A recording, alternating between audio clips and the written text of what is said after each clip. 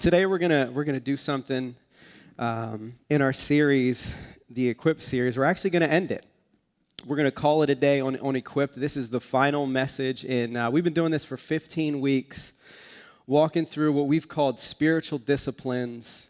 And when we planned this series, the whole intent behind it was to help us as a church family really come to grips with, for some of us, discover for the first time, for some of us, rediscover ancient spiritual disciplines, things that followers of Jesus and the people of God have been practicing for thousands of years.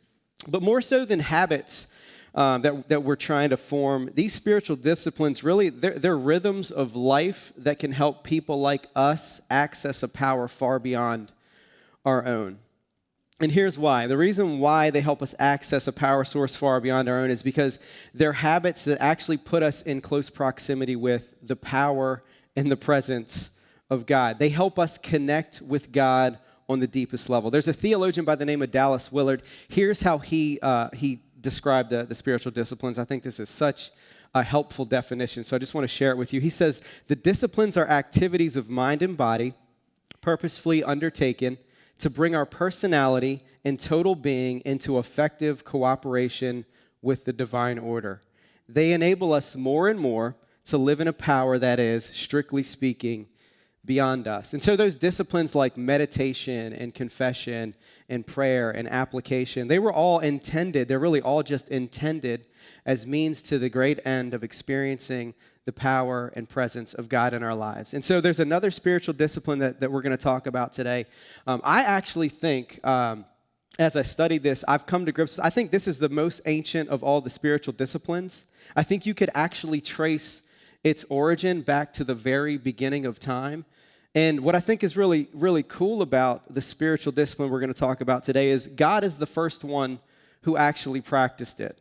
In the opening verses of Genesis 2, what we see is God resting.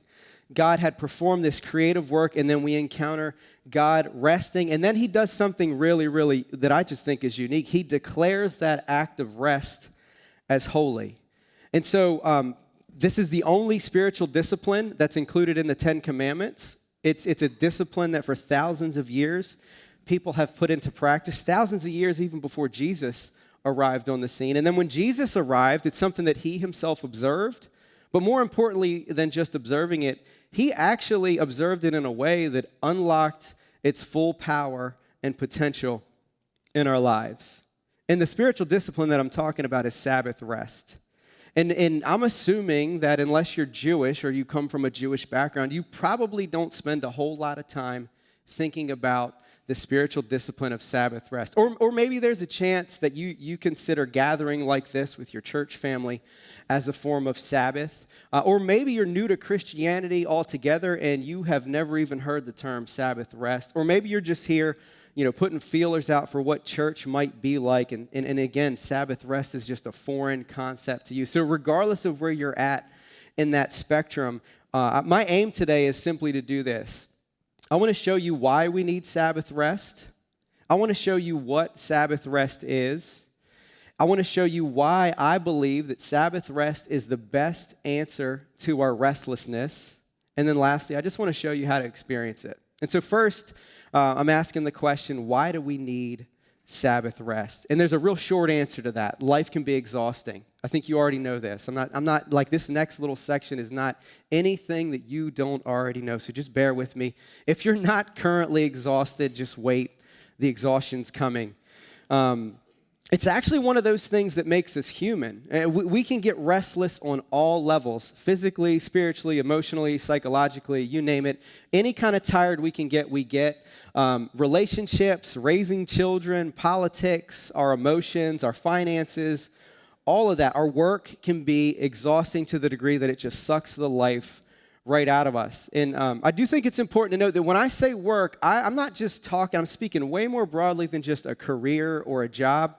I'm talking about anything that you do, any habit or anything that you undertake that demands your physical activity, your physical strength, your intellect, your emotional or psychological energy, anything that you're doing, you're working anything you're doing to work to prove yourself or to make yourself feel like you measure up or you matter. That's what I'm calling work. This could be a career.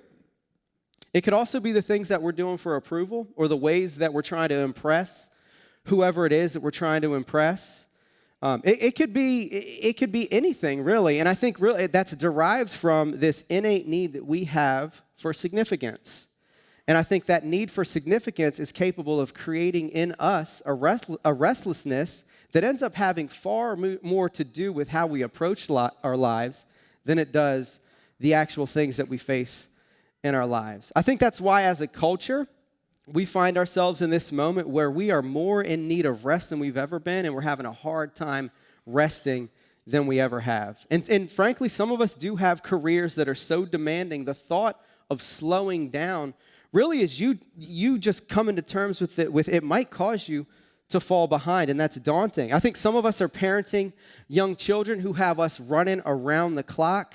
They have a terrible ability to tell time. They have no regard for privacy. And I'm telling you, if you have little kids in your house, it's almost like every meal is an episode of Chopped, only they are way less diplomatic in the way that they chop you. I mean, they want to talk about how you plated it and how it looks and how it smells. And yesterday they loved it and today they hate it. And it almost seems like every meal is us just being met with the reality that there's this degree of insignificance in us that we can't seem to shake because we can't even get a home-cooked meal right. There's people right now, and you're caring with maybe your parents who are at a different stage of life or family members that you care about, and what you're really coming to grips with is the people that you used to look to, that you depended on, that were so strong and so mighty in your life, are becoming more and more dependent on you.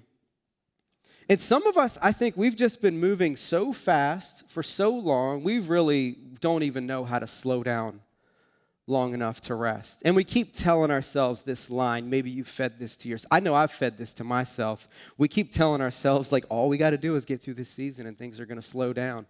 And the reality is, like, the season might end, but the slowing down never comes. And here's the point that I'm trying to make here, and I think you've discovered this.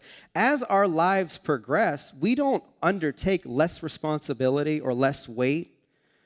The regret dials up, the responsibility increases, and our lives end up demanding far more from us than we ever realized.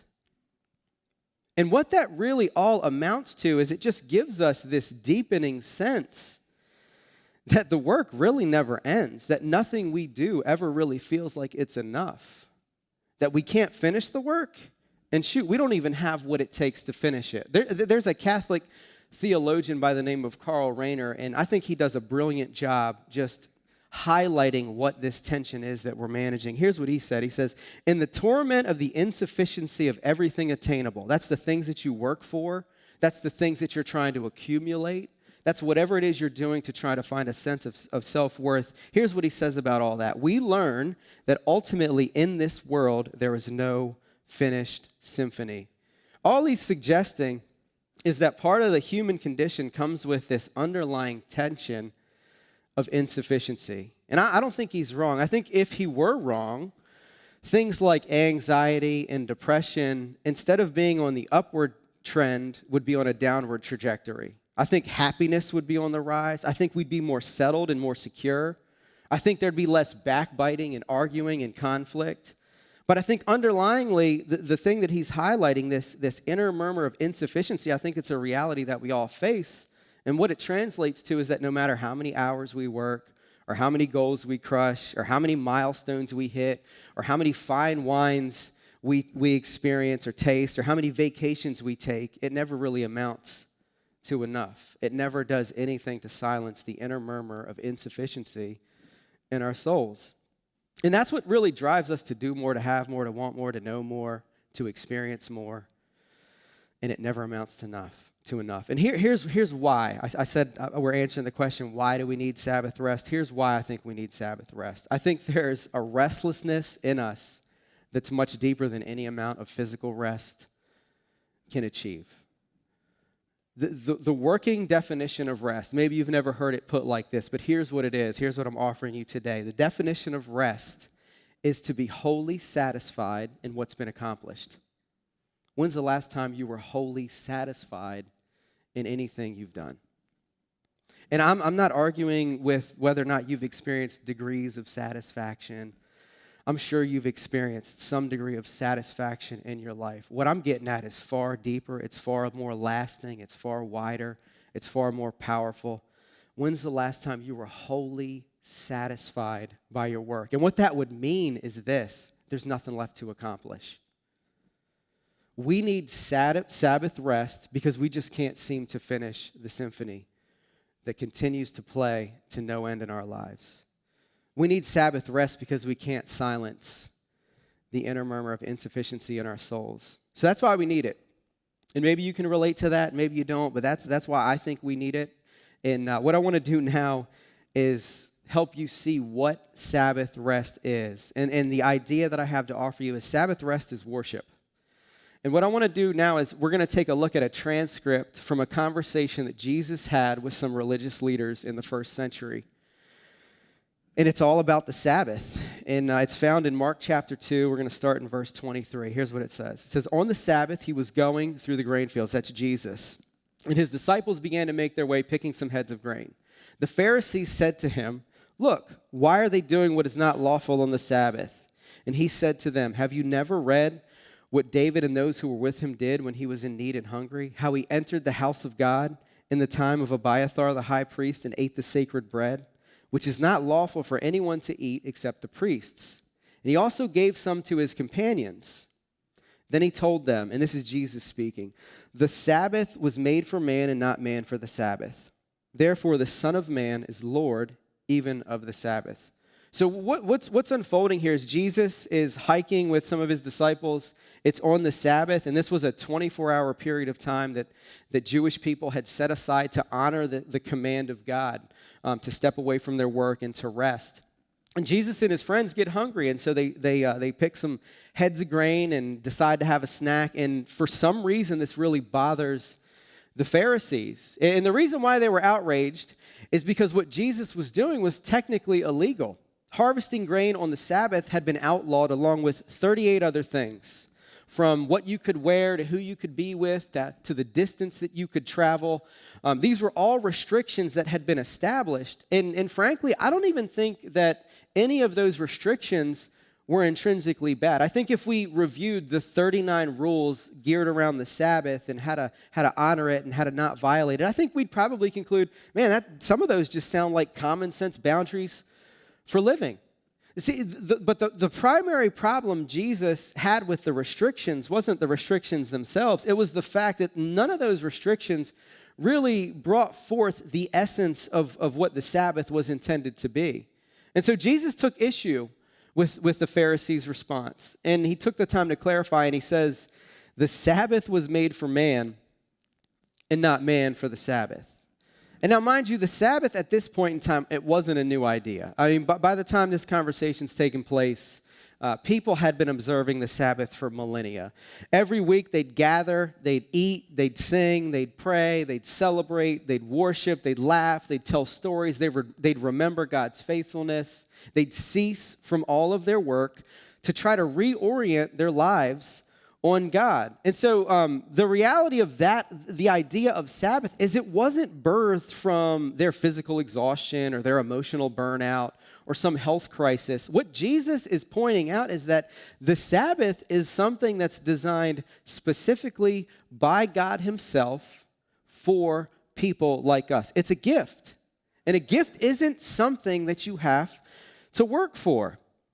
Sabbath rest is a gift created by God and given to us. It's a practice that's literally as old as the earth itself. It's a spiritual discipline that can be traced all the way back to the beginning of time. And I think that's where Jesus is directing our attention here when he says that the Sabbath was made for man and not man for the Sabbath. And so if you rewind all the way back to Genesis 1:1, what you're going to find there is that in the beginning, God created the heavens and the earth. And then you fast forward to chapter 2, and through there, what you discover is that over the course of 6 days, God performs this amazing creative work. And then Genesis 2:2 is where we read, "By the seventh day, God completed his work that he had done, and he rested on the seventh day from all his work that he had done."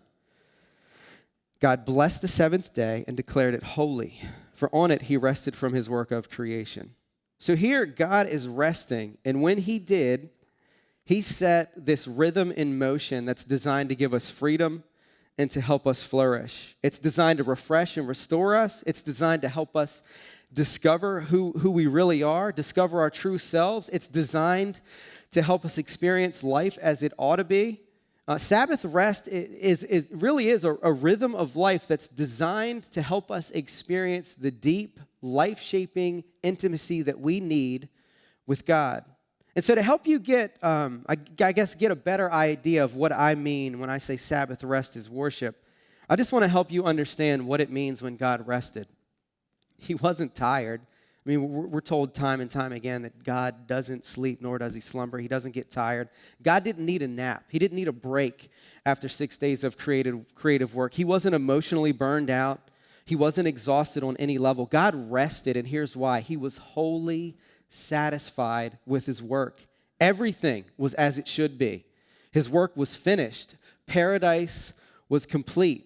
And so this word that we see for rest in Genesis 2:2, here's what it means. It means to stop and delight. So through 6 days of creation, we hear God routinely stepping back from his work and saying that it was good. But when it was complete, he decides to set aside a specific segment of time that he deems holy, also that he can stop and delight in this perfect work that he's performed. And so Sabbath rest is an invitation from God himself to stop and delight in his creation, his provision in your life, his faithfulness, his goodness, and ultimately in God himself. Delighting in God means being wholly satisfied in God. And worship happens anytime you're wholly satisfied in God. And here's why. I think worship is a whole life orientation toward God, and Sabbath rest is a mechanism that allows you to orient your life wholly and completely and more deeply towards God. Sabbath rest is an invitation to stop and delight in God. And here's how you can do that, knowing this powerful thing that God actually delights in you. It's an invitation to follow him, to follow God's lead for your life, and know that when you do, you'll actually experience the freedom and the flourishing that you desire. Sabbath rest is worship because it's a rhythm of life that reorients our lives toward God in a way that allows us to be wholly satisfied in God. So that's what Sabbath rest is. It's worship. Now I want to show you why I believe that Sabbath rest is the best answer to our restlessness. I got 2 reasons I want to share with you. The first is this. Sabbath rest is restorative. Now turn with me to Luke chapter 6. We're going to pick up in verse 6. Here's what it says. On another Sabbath, he, that's Jesus, entered the synagogue and was teaching. A man was there whose right hand was paralyzed. Then you go down to verse 10, and here's what Jesus says to the man with the paralyzed hand. He says, stretch out your hand. And so he did so, and his hand was restored. Now they, meaning the Pharisees, because they bore witness to this, it says they were filled with rage and started discussing with one another what they might do to Jesus. So Jesus in this scenario kind of shows up in this man's life, kind of like a proverbial EMT, and he performs this amazing medical miracle, and again, the Pharisees are filled with absolute rage. And I'm not saying that I'm any better than a Pharisee. Hopefully I am, but I'm not saying that I am. But I really do think this is an odd response to a miracle. I think this is an odd response to somebody's healing. I think that there's something at work there that drove this response. I think the Pharisees were so wrapped up in the rules and the restrictions that they missed the restorative work of God, even when it was staring them in the face. I think the Pharisees, you see, they had rules that helped people not violate the Sabbath, but what Jesus is doing is he's observing Sabbath in a way that's actually bringing its restorative power to life. And there's a stark contrast there. Now, if we rewind back to the Genesis account, just to flesh this out a little bit, help you see it through the lens that I'm seeing it. If you zoom back to the Genesis account, God blesses 3 things. The first 2 things are humanity and creation. And in both times he does that, it comes with an invocation to be fruitful and multiply. And then the third thing he blesses is the Sabbath. He blesses that period of rest that he took, and he deems it holy. And so what I take that to mean is that when we cease from our work and when we delight in and worship God, we can actually start to experience the restorative power of God in our lives. You know this. This isn't news to you. Life can be tiring on every level. And even for those of us who love our jobs or really, really enjoy serving, or we love the role that we're playing as the parents of our children, we often find ourselves, we actually routinely find ourselves bogged down, worn out, exhausted.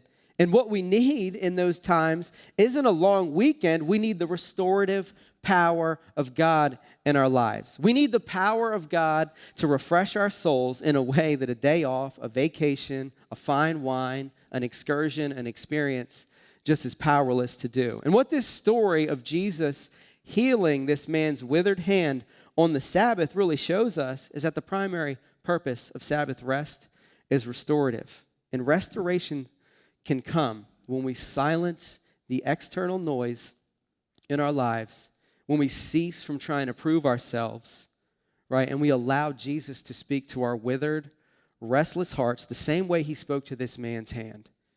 The restorative work of Jesus, it's not just physical. It's so much more comprehensive than that. You see, Jesus came to restore withered hands. He came to heal broken hearts. He came to break the chain of addiction. And eventually what Jesus is doing is he is going to restore all things. And so I think Sabbath rest really points to this truth that because of Jesus, your life can never be permanently derailed. The only thing that can permanently happen to your life is complete restoration. It points to this truth that God is working all things together for good. Sabbath rest is restorative. And what this means is that one day all things will be new. And in the meanwhile, Sabbath rest is the best answer to our restlessness because it allows us to tap into the restorative power of God in a way that strengthens us to endure all things. Sabbath rest is restorative. But another reason that Sabbath rest is the best answer to our restlessness is because it's liberating. Turn with me to Luke 6, verse 2. And here's what we find there. It says, "But some of the Pharisees said," here they go again, "Why are you doing what is not lawful on the Sabbath?" I really think this is the kind of question that comes from maybe someone who was raised in a legalistic, guilt-heavy household or a guilt-heavy culture. I think that's something that they would ask. I could be off there, but that's just what I think. I don't think it's coming from a place of restlessness is really what I'm getting at. I think it's coming from a place of restless angst and insecurity. The reason I believe that is there's evidence for that. You look it down in verse 7, and here's how deep the restlessness goes. It says, "The scribes and Pharisees were watching him closely." They're watching Jesus closely to see if he would heal on the Sabbath. And here's why. Not so they could celebrate the healing or revel in how powerful the God they say they serve is. It's so that they could find charge against Jesus. And in the aftermath of this medical miracle, they get so angry that they're actually plotting to end Jesus' life. And I think that's an extreme response. And I think that extreme response highlights the restlessness of the Pharisees. I think it just highlights their affinity to legalism. I think it highlights their insecurity. I think it shows us that those two things are the primary driving forces in their lives. And because here's what's at work. They don't just want to see Jesus fail. They're actually going to use Jesus' failure to validate themselves. And the fact that they have to work to validate themselves shows, here's what I think it shows us. I think it shows us that they're enslaved. Look, and we can be enslaved to anything. I think some of us, perhaps right now, I think some of us are enslaved to making people happy. Or we're enslaved to our track record as a parent. We're enslaved to the wants and needs of the people around us. We're enslaved to materialism or careerism or whatever ism you're enslaved to. Workaholism, perfectionism, just to name a few. But here's what I'm getting at. Anything that we look to that demands we perform a certain way or produce a certain thing to have a sense of self-worth has the power to enslave us. And there's no rest when you're enslaved because no matter how much you do, it's never enough.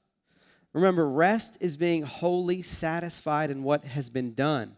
And when we look to anything other than God for that type of whole satisfaction, the work is never done. And God designed Sabbath rest to liberate us from the things that enslave us and give us the power to resist being enslaved to things that only ever leave us restless. I think Deuteronomy 5, we're going to pick up in verse 12. It gives us a really clear picture of this. Here's what it says. It says, observe the Sabbath day by keeping it holy, as the Lord your God has commanded you. 6 days you shall labor and do all your work, but the seventh day is a Sabbath to the Lord your God. On it you shall not do any work, neither you nor your son or daughter, nor your male or female servant, nor your ox, your donkey, or any of your animals. I don't have an ox or a donkey, but I do have some rabbits and a couple dogs. I'm giving a day off today. It says, nor any foreigner residing in your towns, so that your male and female servants may rest as you do. Remember that you were slaves in Egypt, and that the Lord your God brought you out of there with a mighty hand and an outstretched arm. Man, I love that analogy. Therefore, the Lord your God has commanded you to observe the Sabbath day. Now, when you look at the Sabbath command in the Old Testament, in Exodus 20, it's rooted in the creation story. But in Deuteronomy 5, it's rooted in God moving personally and powerfully to liberate his people from slavery. And I think this is a huge change. I think this change in language is extremely significant. You see, for generations, God's people were slaves to an empire that was really just built on the backs of the oppressed. Their lives were ruled by coercion, exploitation, exclusivism, injustice, greed, name it. They were dehumanized and abused, bought and sold just like a commodity. They were slaves to the wants, needs, desires of anyone who was in power. There was no rest, there's no refreshing, no Sabbath. And all of that came to a halt when God moved personally and powerfully. And that's what it means. That's what it means when God moves with a mighty hand and an outstretched arm. It just means that he shows up personally and he shows up powerfully to do what only he can do. And this change in language from Exodus 20 to Deuteronomy 5, really what I think it shows us is that God's delight in his finished work is the foundation of his justice. Right? God's delight has been translated to acts of justice, him showing up powerfully and personally in our lives. It shows us that God's willing to use his power and he's willing to risk his reputation to release us from any form of tyranny or oppression or enslavement. But there's another powerful change in language here that I think that's worth noting. It's in Deuteronomy 5:14. It's this little phrase that says, so they may rest as you do. And I think it shows us this a little more clearly. I think it just highlights it on another level. See, there's an Old Testament scholar by the name of Walter Brueggemann. Here's how he described it. He says, this added phrase, that they may rest like you, means Sabbath is the great day of equality when all are equally at rest. Look, the rest that God prescribes should never come at the expense of the weak or the marginalized. It's really only ever intended to come from God moving powerfully and personally in your life. It's only intended to come or stem from his personal and powerful presence in our lives. And so what I think this really means is that Sabbath rest is designed to break the pattern of inequality and injustice in this world. This pattern that assigns value to people based on their gender or their race or their religion or their ability to perform and produce or their sexual orientation. I think Sabbath rest is designed to destroy the gradations of performance, worth, and significance. I think it's designed to break the tyranny of workaholism or materialism or exclusivism or racism or consumerism. I think it's designed to silence the constant inner murmur of insufficiency that tells us the work is never finished. But more powerful than that we're not even capable of finishing it. I think it's designed to give us a power to resist surrendering our lives to anything and everything that'll only lead us to a place of exhaustion. But ultimately, here's what Sabbath rest is designed to liberate us from: the tyranny of sin and death. You see, in Genesis 2, we see this picture of God resting in light of his complete, perfect finished work. And then in Deuteronomy 5, we see God showing up powerfully and personally to liberate his people. But then you fast forward to the gospel accounts, and what we see is God showing up yet again powerfully and personally, not just to liberate us from the tyranny of the Pharaoh of Egypt, but to liberate us fully and completely from the tyranny of sin and death. Sabbath rest is the best answer to our restlessness because it's liberating. And it's liberating because it orients our lives around the ultimate emancipator, the one who conquered our greatest oppressors, sin and death. It orients our lives around the person and work of Jesus. Sabbath rest is the best answer to our restlessness because it can help us access the restorative and the liberating power of God. Now, the last thing I want to show you is how we can experience this restorative, liberating power of Sabbath rest. And I realize this, at least this is what I think. I think that Sabbath rest can come off as like this foreign sounding thing. And then, you talk about stopping and delighting, and that can sound impossible because we're so busy, and seems like we always have something or someone breathing down our necks, demanding our time and our affinity and our commitment. So what I want to do is I want to offer you 3 practical things. These are things that have been helpful in my life. Maybe they'll be helpful to you. If not, you can just say, hey, thanks for sharing, good talk, and move on. But there are 3 things I just want to offer you. And the first one is this: stop. And what I mean by that is, like, the word Sabbath literally means to cease, to stop, and delight.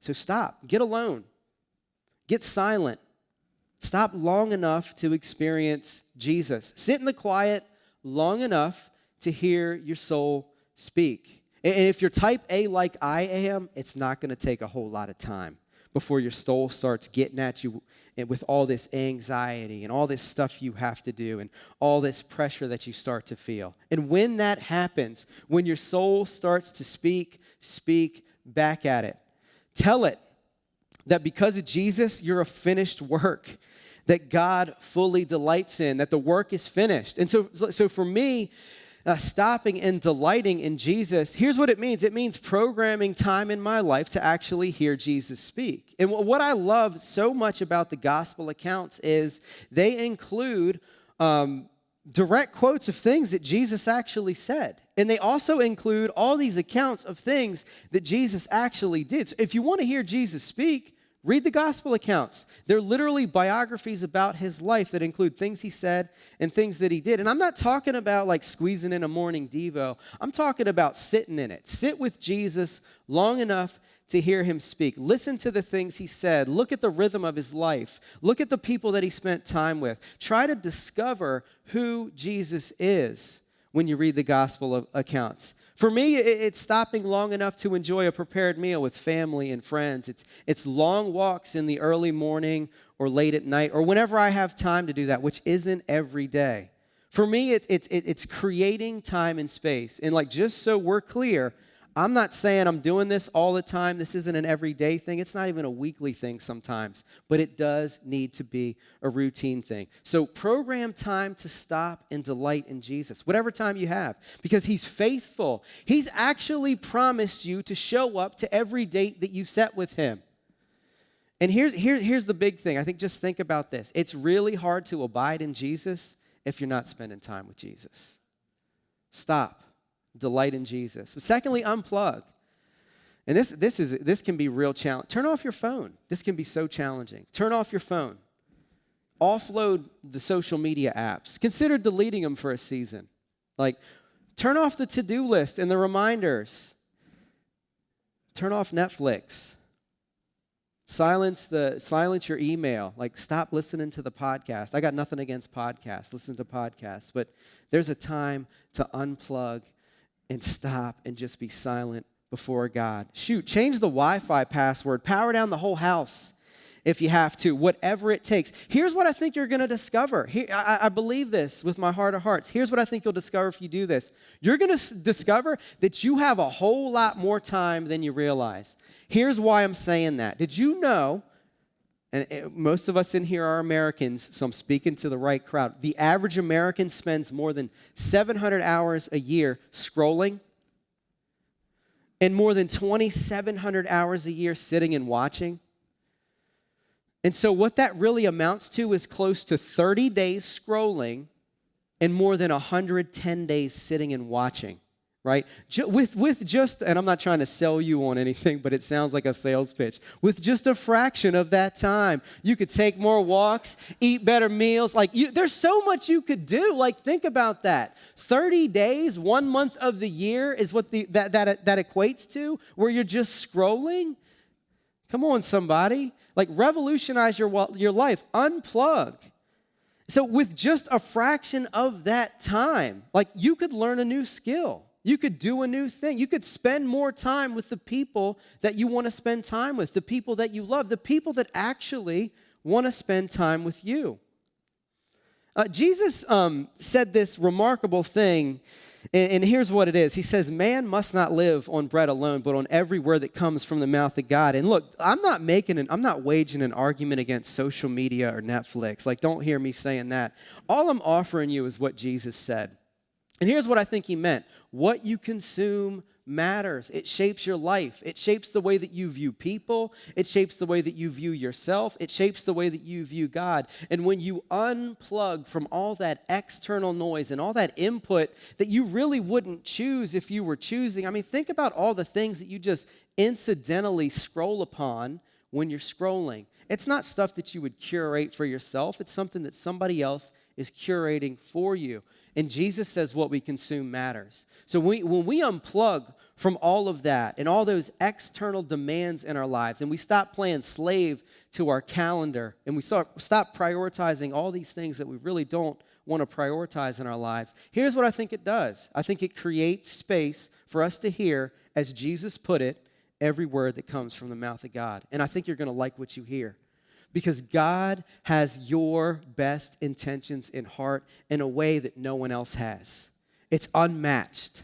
It really is. So if you stop and you hear what God has to say about you, and you marinate and just reflect on and meditate on what he did to prove that to you when he sent his son Jesus, I think that'll be more life-giving than any of the things you're scrolling on or watching on Netflix will ever be.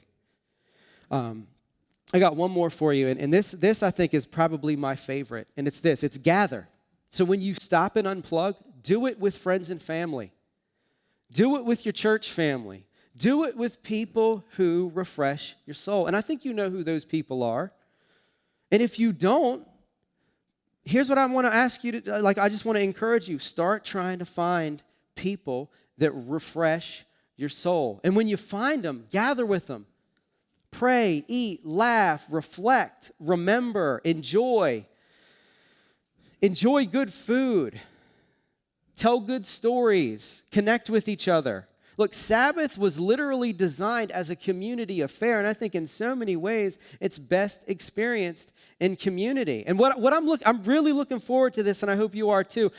This time next week, we'll be gathering together as a church family outdoors. We're going to worship together. We're going to listen to a message together, and then we're going to sit and break bread together. We're going to Sabbath together. Next weekend, I can't wait. We're going to gather together in a way that I think just puts the heart of God on display, unlike anything else. In some ways, Sabbath is best experienced with other people. And frankly, I'm really not sure that there's anything more sacred than spending time with people. And I don't feel like I'm making that up. I think that's in line with this new commandment that Jesus gave to his followers when he said, love one another as I've loved you. So if you want to experience Sabbath rest, gather together, Sabbath together, delight in God together. And you might think all that sounds silly, or it's a waste of time, or it's impossible. So if you do nothing else, if you walk away with nothing else as far as practical application is concerned, I do want you to ask yourself, I got one question I think it's worth asking yourself, and it's this. What can I do to fill my soul with a deep sense of wonder, awe, gratitude, and worship towards God? Maybe the answer to that question is going to help you find Sabbath rest. So I'm going to just put it before you again. What can I do that will fill my soul with a deep sense of wonder, awe, gratitude, and worship toward God? Now, all of these, as I mentioned, they're just suggestions. And really all they're intended to do is help you create space in your life to experience Sabbath rest. And what's really important to keep in mind is Sabbath rest isn't a certain day of the week. It's not a specific time interval. It's not a certain set of rituals. It's a rhythm of life that you can only experience when you're wholly satisfied. And really, there's only one way to be wholly satisfied. And that's what I'm going to wrap up by showing you. Like, this is the only way. I believe it's the only way you can be wholly satisfied. I'm not the only one. Millions of people have believed this over the years. And I just want to offer it to you. Back in 2003, the New York Times ran this article, and it was titled "Bring Back the Sabbath." And what I think is really interesting about the article is written by a Jewish woman who had abandoned, her Jewish background and tradition. She had abandoned, and one of those things that she had abandoned was the practice of Sabbath. And what she discovered as time went by is that she felt like something was missing from her life. And here's what she says. She discovered, this is what she said in light of her discovering that something was missing in her life. And she thinks it was a lack of Sabbath rest. And she says, most people mistakenly believe that all you have to do to stop working is not work. You can't downshift casually and easily the way you might slip into bed at the end of a long day. This is why the Puritan and Jewish Sabbaths were so exactingly intentional, requiring extensive advanced preparation. The rules didn't exist to torture the faithful. They were meant to communicate the insight that interrupting the ceaseless round of striving, I think we can all relate to that, requires a surprisingly strenuous act of will, one that has to be bolstered by habit as well as by social sanction. So it's something you do individually, and it's also something that the people around you can encourage you to do. But she goes on and she says this: religious rituals do not exist to simply promote togetherness. They're designed to convey to us a certain story about who we are. The machinery of self-censorship must shut down too. Now this to me is the most powerful thing she says. We must still the eternal inner murmur of self-reproach. This woman, Judith Shulevich, I think she so brilliantly points out what we all sense deep in our souls, that there's this rest underneath the physical rest that we need. She calls it an eternal inner murmur of self-reproach. The Catholic theologian Karl Rahner, what he called it was an unfinished symphony that highlights our insufficiency. In the 4th century, a philosopher by the name of Augustine called it an insatiable desire to be filled and fulfilled. And here's what he wrote on that matter. He said, You've made us for yourself, O Lord, and our hearts are restless until they rest in you. And so what I'm pointing out is that from secular authors like Judith Shulevich, to people of all religious backgrounds, to people who reject religiosity entirely, I think they're all coming to the same conclusion, that there's a deep level of restlessness in us, and nothing we hope to achieve or accumulate can silence that inner murmur of insufficiency that's enslaving us to the point of exhaustion. They're all saying that there's a work that needs to be done that we simply can't accomplish. And that's the work that Jesus came to finish. And so what I'm offering you is this, that the only way to silence the inner murmur and experience the liberating, restorative power of Sabbath rest is through the finished work of Jesus. Sabbath rest really just boils down to this. It's a pointed refusal to stop building our lives on our work and a determined effort to rest in the finished work of Jesus. The only way Sabbath rest becomes worship, the only way you can experience its restorative and liberating power in your life is through Jesus, the Lord of the Sabbath. In Mark 2, and we're going to wind down here, so I'm going to invite the worship team back up here on the stage. In Mark 2, verse 28, here's what Jesus says. He says, the Son of Man is Lord even of the Sabbath.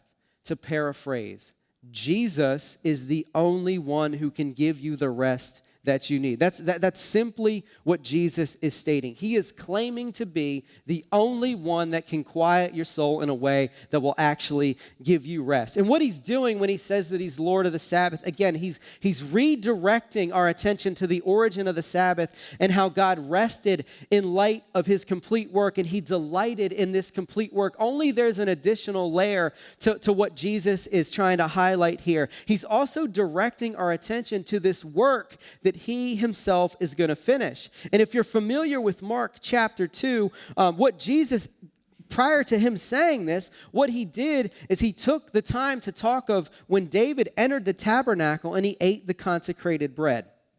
And what he was doing is he was pointing out one of the most central ceremonial practices of the Jewish people. You see, the tabernacle was a place. It's a place where sinful people could go and enter the presence of a holy God. But in order to do that, you had to follow all the ceremonial laws. You had to wash a certain way. You had to follow a certain routine. And when you entered, you had to bring a specific kind of sacrifice. And when and only when you had done all of those things and followed every measure of the ceremonial law, could you enter in and worship God. And the whole purpose of that ceremonial law was not intended to be a burden. It was just simply intended to highlight that you can't just waltz in to the presence of a holy God. Something has to be done to make that possible. And so Jesus, what he's doing in telling this story about David, he's saying David knew that all the ceremonial laws were only ever meant to be temporary or provisional. David knew that the sacrifices were provisional and only ever intended to point toward a complete and perfect sacrifice, the ultimate consecrated bread that when you eat from it, you'll never hunger again. Look, Jesus, what he's doing here is he is claiming to be the one that all the ceremonial laws pointed to when he says, the Son of Man is Lord even of the Sabbath. Jesus is saying that just like God worked for 6 days and then rested because his work was complete, I'm going to live a life that perfectly completes the law of God. And I'm going to give my life as a ransom for anyone who's ever tried to do so and failed. And when my work is complete, you're going to have the evidence of an empty tomb. You're going to have the evidence of a stone that was rolled away that makes right on this declaration that it is finished. And anyone who comes to Jesus can be released from the weight of having to prove yourself or earn the love and approval that you crave. And you can experience rest for your souls. You'll be wholly satisfied with what's been done. But even more powerful than that, and I think this is something that when you hear it, it's something that when we hear it, it really should just propel us into worship and gratitude as often as we hear it. And here's what it is. You'll be able to begin looking at your life the same way God looked at his work, with delight, as if nothing else needs to be accomplished or accumulated, because you've been welcomed all the way in to the delight of God himself through Jesus. Look, true rest comes when you wholly delight in what's been done for you. And this is the kind of rest that Hebrews 4 was talking about. And if you turn there to Hebrews 4, verse 9, you're going to see an amazing promise. And here's what it is. It says, a Sabbath rest remains for God's people. For the person who has entered his rest has rested from his own works, can cease striving, can stop trying to prove themselves, can stop trying to live up to everyone else's expectations, has rested from his own works just as God did from his. Look, Sabbath rest happens when you wholly delight in the finished work of Jesus. And when you do, here's what I think happens. You can begin facing life not as a work that you have to complete, but as if the work has already been finished. Because Jesus' work wholly satisfied every requirement of God's law, God can be wholly satisfied with you. Because of Jesus, you're a finished work that God can wholly delight in. In the Sabbath rest that the writer of Hebrews points to, the Sabbath rest that remains for God's people, here's what it is. It's a personal invitation to delight. It's a personal invitation from Jesus to delight in God in a way that will unlock God's restorative and liberating power in your life. Let me pray for us. God, we love the fact that you know everything that we're dealing with. There's not an area of our lives that you're unaware of. And God, you know how restless we get You don't even just know that we're restless. You know exactly what's causing that restlessness. And I just ask that you'd help us as a people discover what's exhausting us, discover what's driving us to that place of restlessness so that we can put it before your feet and be freed of it. It's clear to me that you're a God of liberation, that you're a God of restoration, and I know that there are people here right now that need to be restored. There are people that need to be liberated, and you're the God that can do that. You're the God that can move personally and powerfully in a way that restores us and liberates us from the things that are holding us back. And God, I'm asking you to move like that in our lives. And God, we're grateful. We're grateful that the writer of Hebrews so clearly penned these words that say there's a Sabbath rest that remains for God's people. That for the person who's entered your rest, we can rest from our own work just as you rested from yours. And God, help us to be those kind of people that actually rest in you, the people that actually rest in your finished work.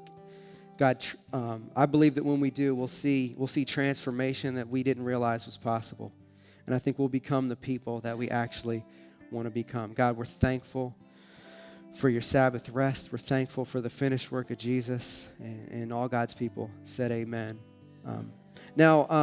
As the worship team closes, I just want to offer this to you. Maybe use this last song as a time to just sit with God, to Sabbath with God, and to ask him to reveal maybe the things in your life that you need to stop, to highlight the things that maybe you need to unplug from, and to help you become a person that's capable of resting in the finished work of Jesus. Maybe consider using this last song as an opportunity to do that.